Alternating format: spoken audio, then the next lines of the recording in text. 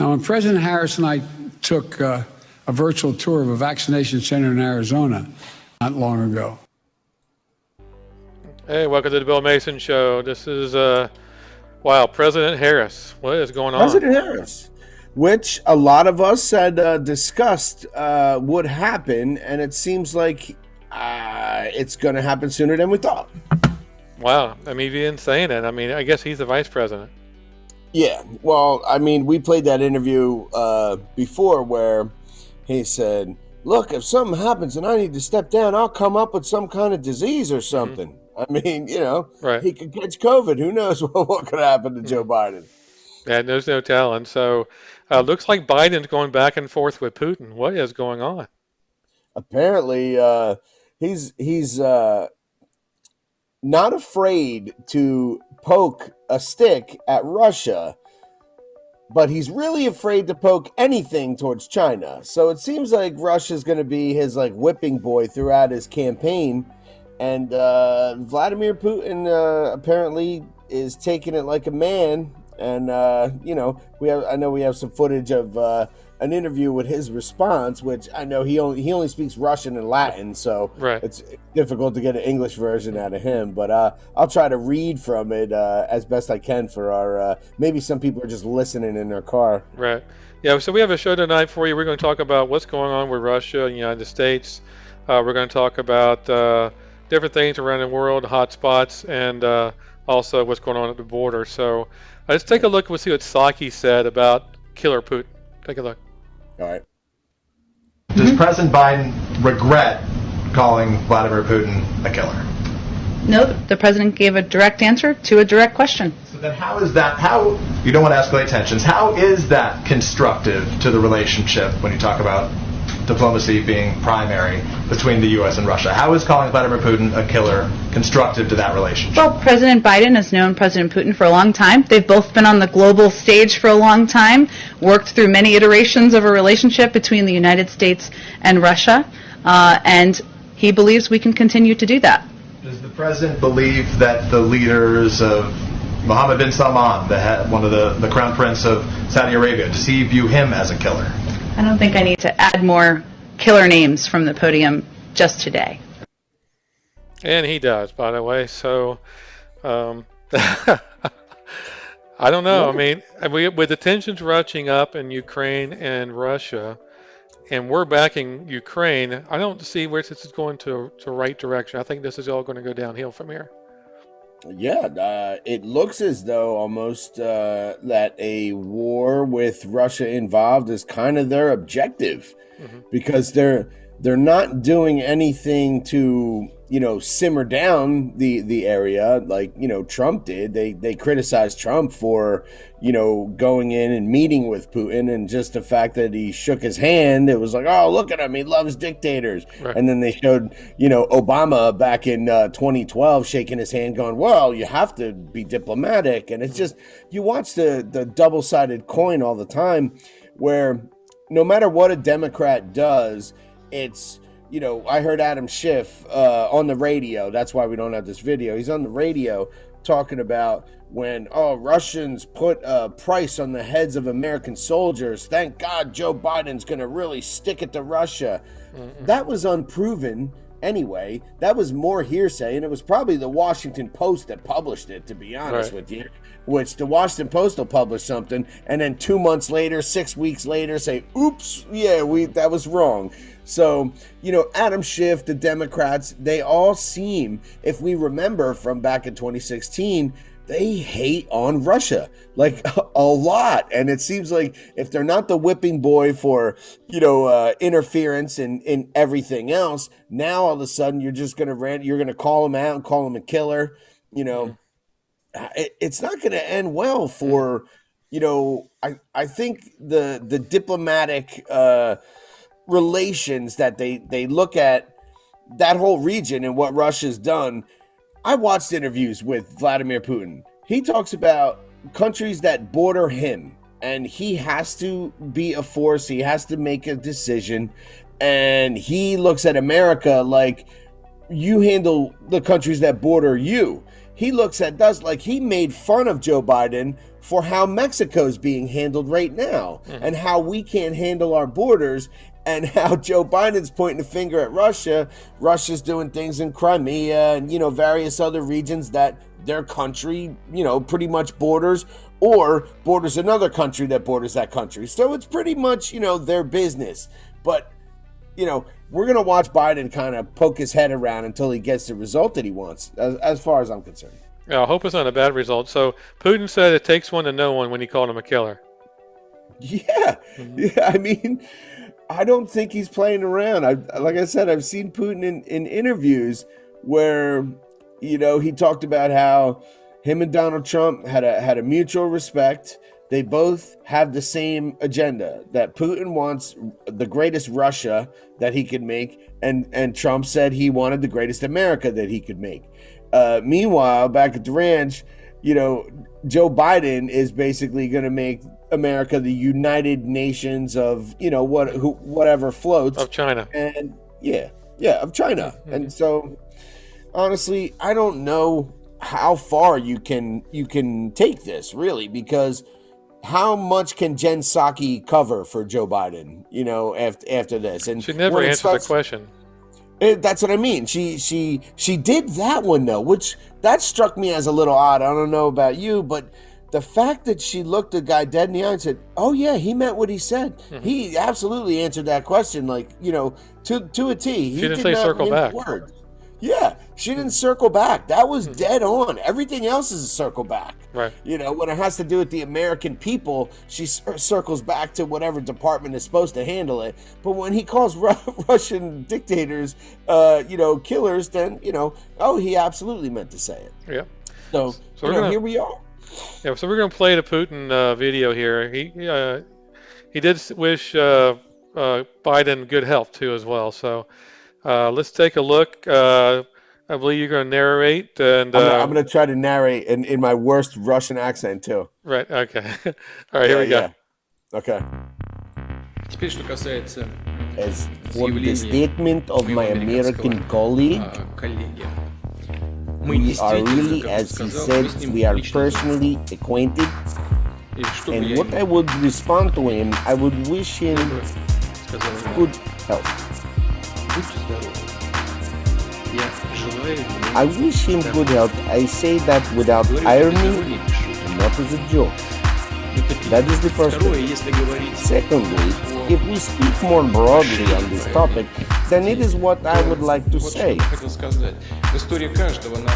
the history of every nation, every state, there are many difficult, dramatic, and bloody events. When we evaluate the other people, or even other states and other peoples,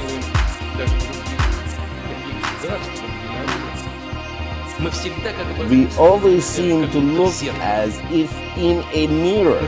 We always see ourselves there, because we always project onto another person what we ourselves breathe, what we are in essence. When I was a kid, when we were arguing with each other, telling Russian your mama jokes, we would say, whatever you say about others is what you say about yourself. And this is no coincidence. This is not just a childish mistake. The meaning is very deep, psychological. We always see our own qualities in other people. And we think that they are based on this. We evaluate their actions and give an assessment in general. You did a great job, by the way. That was Yeah, I lost Russian. it a little bit in the middle, but Right, that was good. All right, so I guess people got the point. So that's what's going on. So there's another thing that happened today, though. Putin challenged Biden to a debate. You debate. Yeah. I love it. He'll never do it. No. It total disaster for Biden if he went on a debate with Putin. Nope, he could not. He can't debate anything. I mean, No, so we're looking down here. It says, of course, he wished him a good health. We already talked about that. yeah. Takes one to know one, or it's a killer joke or a killer comment. Yeah. Biden says Putin does not have a soul. He doesn't have a soul. Yeah. So I mean, these words are act of war, actually. Seriously. Well, he knows, honestly, Joe is very pro-Ukrainian when it comes to the businesses out there in Ukraine. And I think Putin, in the energy sector is a rival. If you were looking to cash out billions of dollars from Ukraine, I think so is Vladimir Putin. So, yeah, that would be your business rival. So it's not alone. It's not just about, Putin being Russian. It's about he went up against Biden's, honeypot. So to me, there's a deeper thing in all of this that's running in the background. Yeah, I think I like Trump better than Biden. Putin did. A little bit. Yeah. Yeah, I can say like a little bit. I mean, so far, Biden has been atrocious. I mean, there are so many things that he either flubs. He's still flubbing when he speaks, and they won't let him answer questions. I mean, we showed that. Like he goes, "Oh, let me answer some questions." Click. They just. Hold on, I gotta play something real quick. Take a look at this. Okay. Yeah, listen. We fucked up. It's true. Right. It's true. All over social media.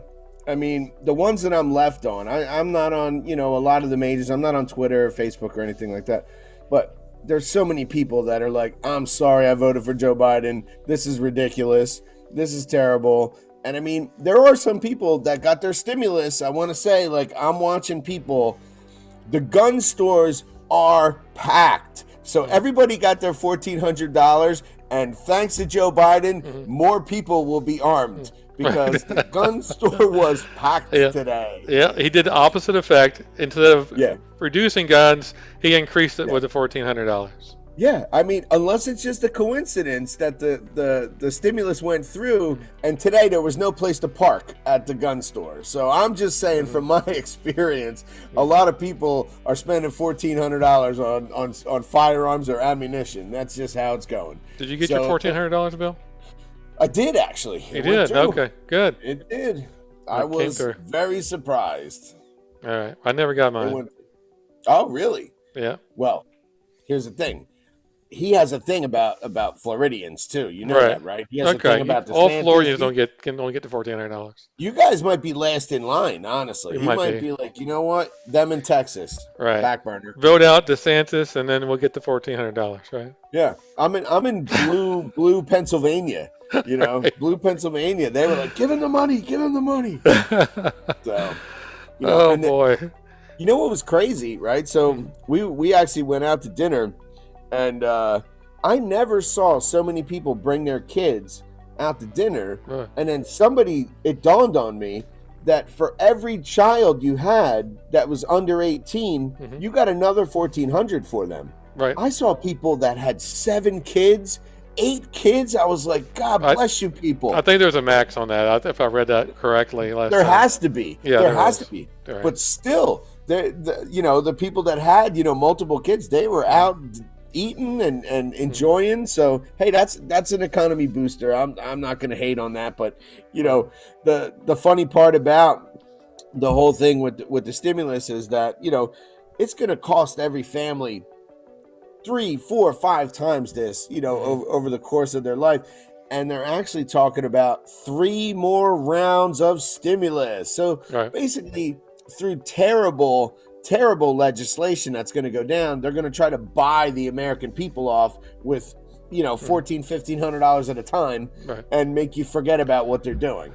Exactly, and what they're not telling you is that sooner or later the piper has to be paid, so our taxes are going to go up. Yeah, and it starts with, we've already saw some backpedaling. Originally, he said no one that makes under $400,000 will be affected. And then we find that now that you dig deeper, it's $400,000 a family, right?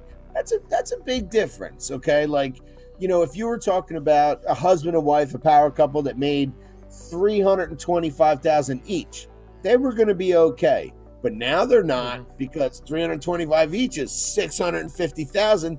They're going to get hammered with a 50% tax. Right. So if you are that high income earner, you're obviously doing something that earns that money. I mean, listen, I can't be the guy who hates on rich people, because I know there has to be something that they're doing to get that money, other than politicians.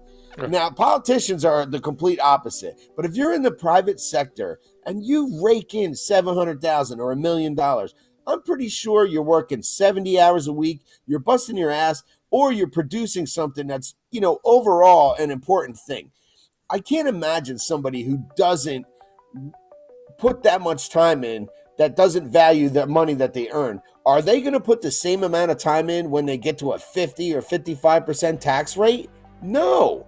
Honestly, I would not do it. I would find a way not to earn $1 million the following year until they straighten this out. Oh yeah, definitely. Yeah, no one wants to be over that cap. No one's going to want to be there. No. And I mean, the people that are up in arms right now are baseball players, football players, they all supported Joe Biden, and now they're going to be like, dude. Yeah, what's going on? You're going to tax me 50%? 55% of my $16 million contract? So they're pretty pissed off. I'll be honest with you. So there's a ton of people that are like that video we showed. They're like, you know what, man? We fucked up. All right, so we have hotspots around the world, so we're going to show. We talked about Ukraine last show at the very end. Looks like there will be war. We don't know when. I think it's going to happen in the next week or so. But let's take a look at the hotspots here. So you're looking at Ukraine right here, up north there. And you got Syria there in the middle, and you got Yemen there on the bottom there in the south. Of course, Libya is always flaring up right over here on the side towards the west. So, what do you think, Bill? I mean, you think these hotspots are going to explode all over? I think if it has anything to do with Joe Biden, it will most likely be some form of Ukrainian-Russian interaction. Most likely, I mean, apparently they're moving naval fleets into the Black Sea. They're positioning to put the pressure on. So honestly, I think it's only a matter of time. I mean, the stuff that went on in Yemen too, we got to remember that our Democrats in Congress basically were constantly choosing sides in that conflict. And when Donald Trump was basically, I guess, on Saudi Arabia's side, from what I understand. Yeah, he was. Yep. He was on Saudi Arabia's side. Congress chose the other side, and they said, you know what, we're gonna support the rebels, the Yemenis or whatever. And now that Donald Trump's not in office, now I'm finding out that Democrats, they don't really like Saudi Arabia or Yemen now. So I'm unsure how that's gonna swing.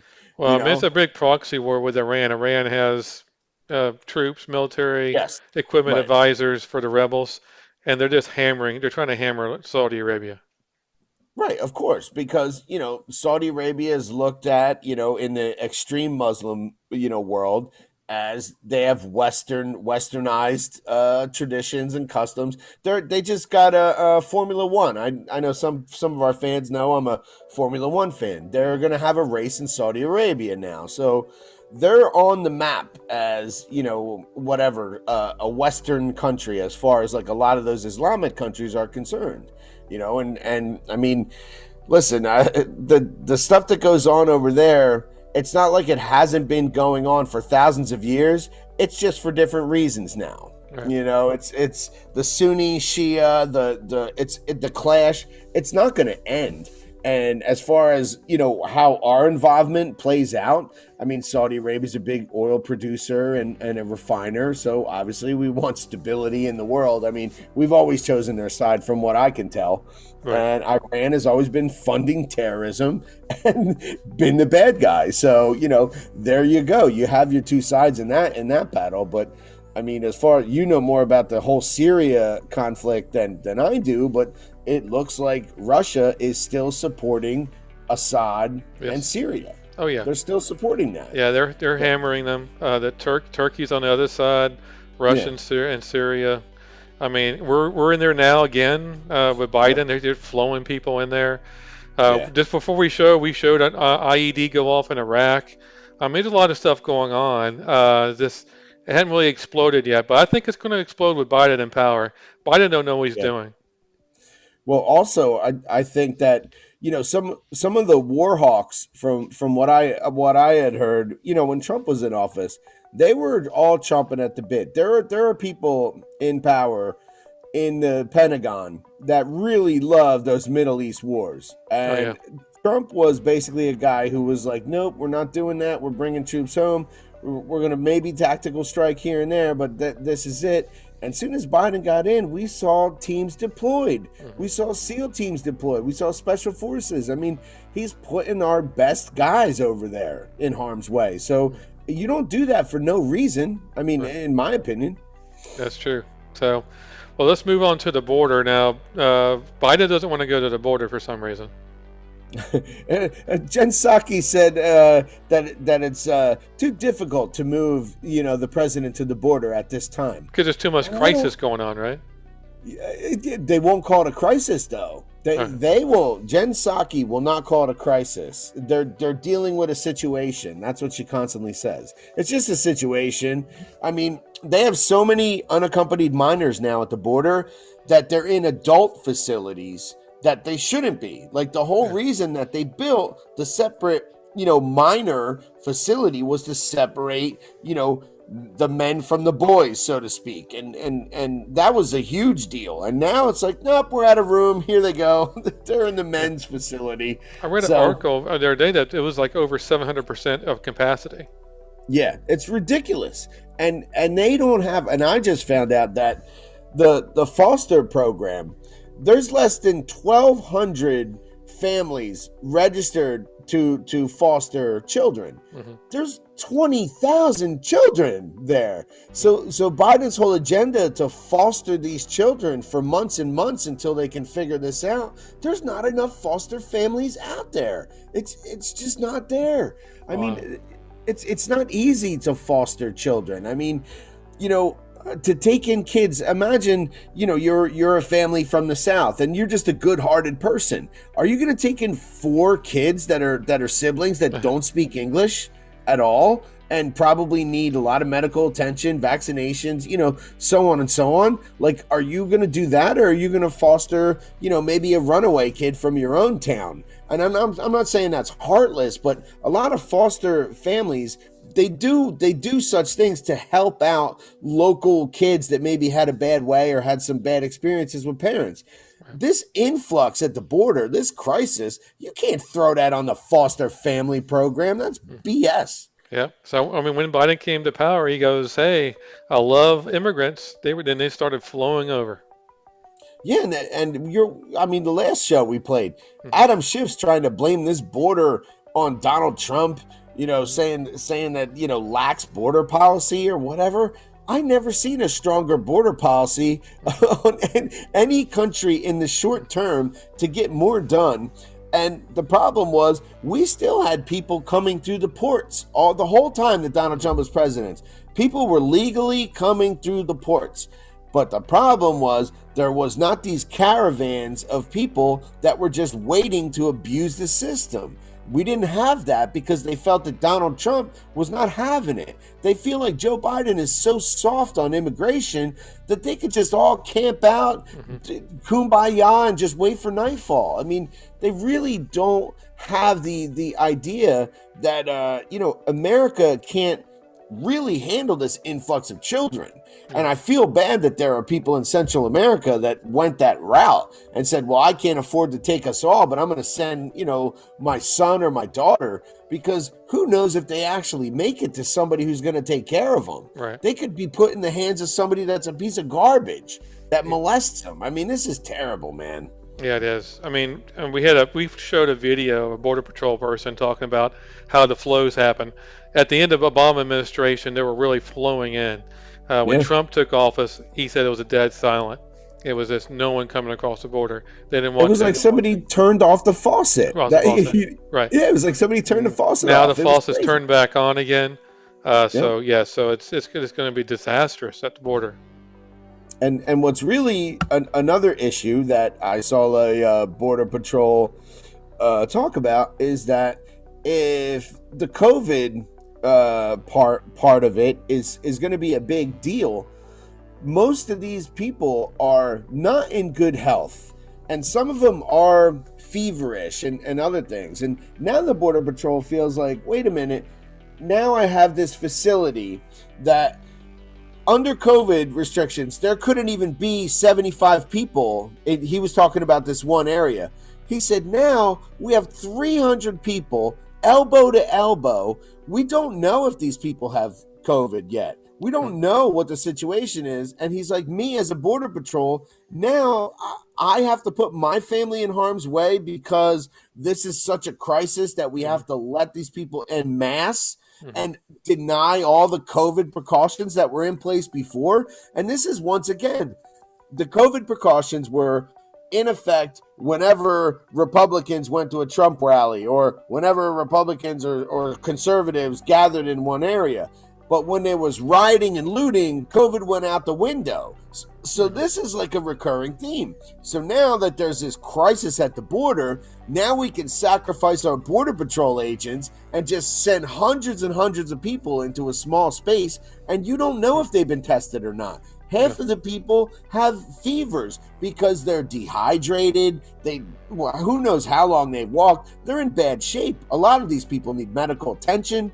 How the hell do we expect our Border Patrol to get through this unscathed? It's literally putting their lives at risk and their families' lives at risk.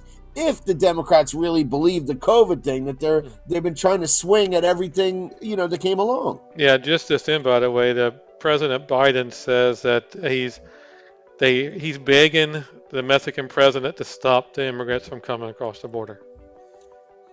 Too late. Yeah.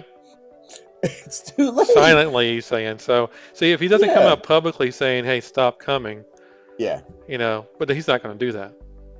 It doesn't matter. This is like you left the faucet on in the bathroom and you went out to dinner. Right.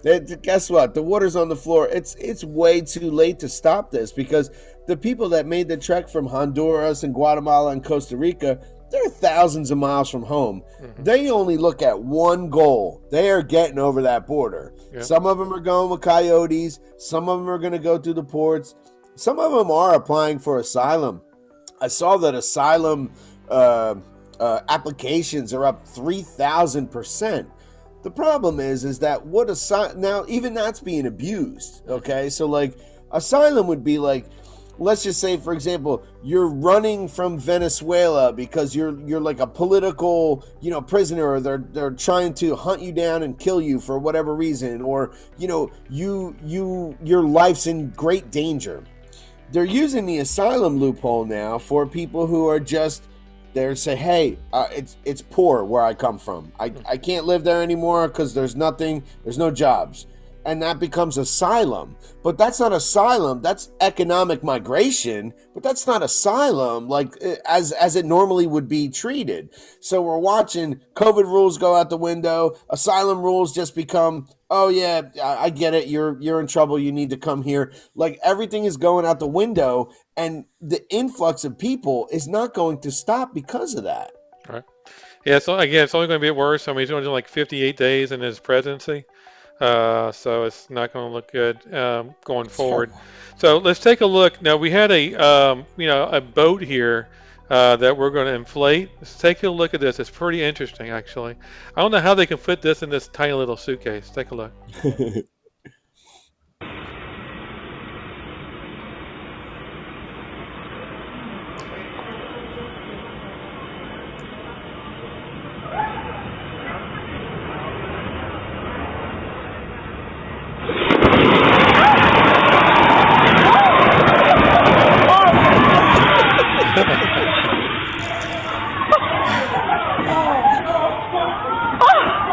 Oh my God!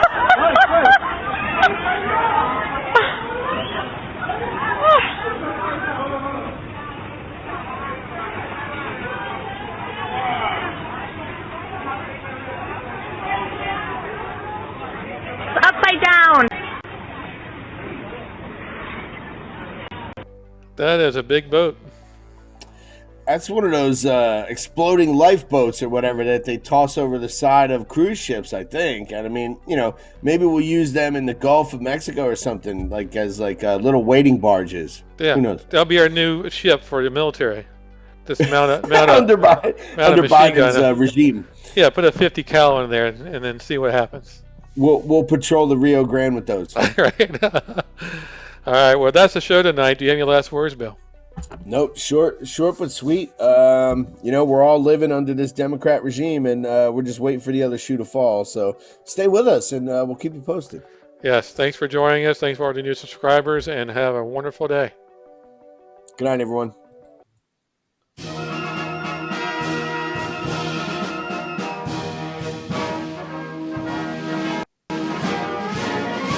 March along, sing a song with the army of the free. Count the brave, count the true, who have fought to victory. We're the army and proud of our name. We're the army and proudly proclaim. First to fight for the right and to build the nation's might, and the army goes rolling along. Proud of all we have done, fighting till the